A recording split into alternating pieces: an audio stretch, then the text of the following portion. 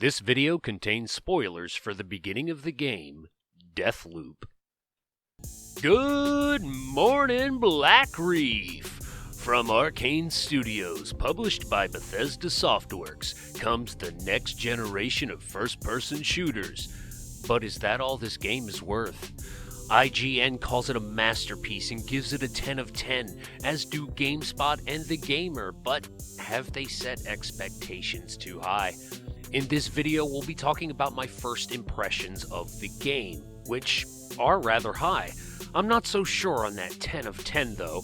That could just be my taste, as my favorite game still to this day is Fallout New Vegas, which got a Metascore of only 84 and was amazingly put together in 18 months. But Deathloop is its own game. When we see something released by Bethesda, we expect anything from a rehash of Fallout 4, in space, looking at you Starfield, or another Skyrim release. Skyrim for self-driving cars.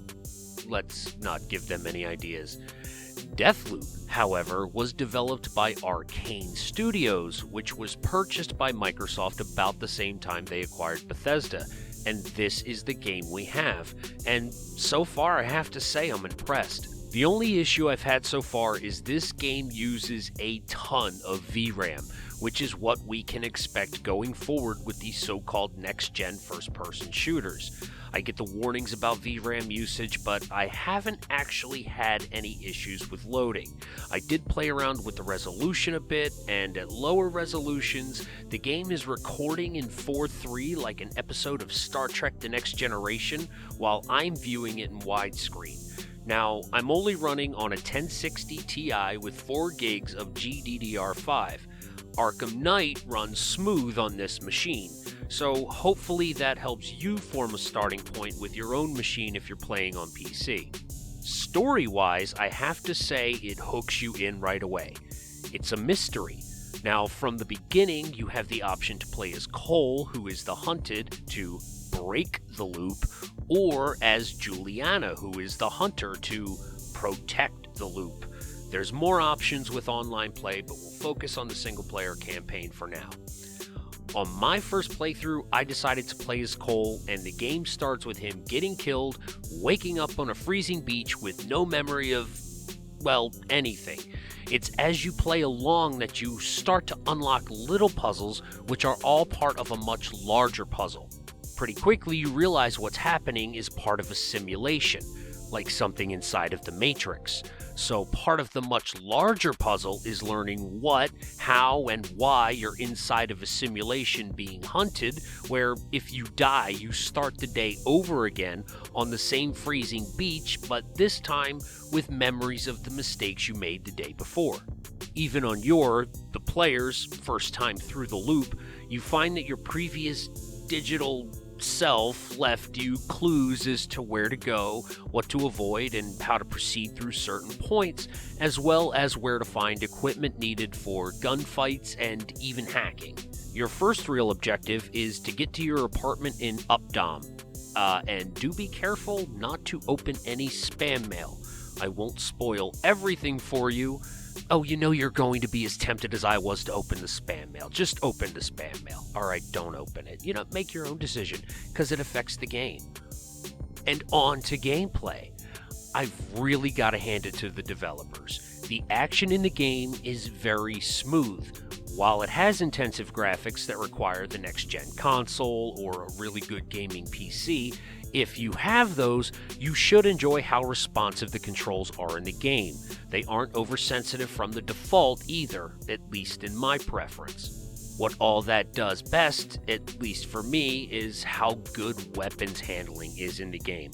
And there are some pretty cool weapons. I'll be putting a video together on the weapons in the game coming up soon. But with this next generation, you'll even be able to peek over ledges or even around corners. Now, being the old school gamer that I am, I'll have to get used to that, as I still do the nose to the wall and pop out when they stop firing method.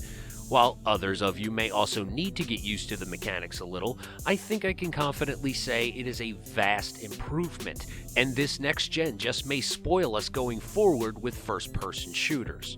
So, in a nutshell, my first impressions of the game are this. I can't wait to keep playing it. It's really a game that you can't rate 10 of 10 until you've completed the entire main storyline from both perspectives, because that factors into how well written the story is.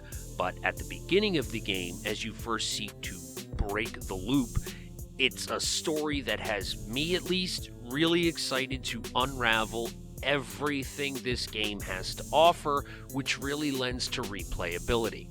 And lest I forget, the voice acting in this game is absolutely apex. I would wager that the actors were in studio together for the most part, with the way they react off of each other, especially Juliana and Cole. The delivery is stellar, and even though this is technically a Bethesda game, it's not all the same voices you've heard in Fallout 3, Fallout New Vegas, Skyrim, Fallout 4. Guys, I'm James, also known as the Dark Knight of Thrones. I hope this video about my first impressions of Deathloop have helped you to make a decision to either buy it or, as is absolutely free, subscribe to this channel and get more videos about Arkane/Bethesda's new game, Deathloop. Please don't forget to hit that like button, subscribe to the channel, and let me know what you think in the comments. I shall see you next time.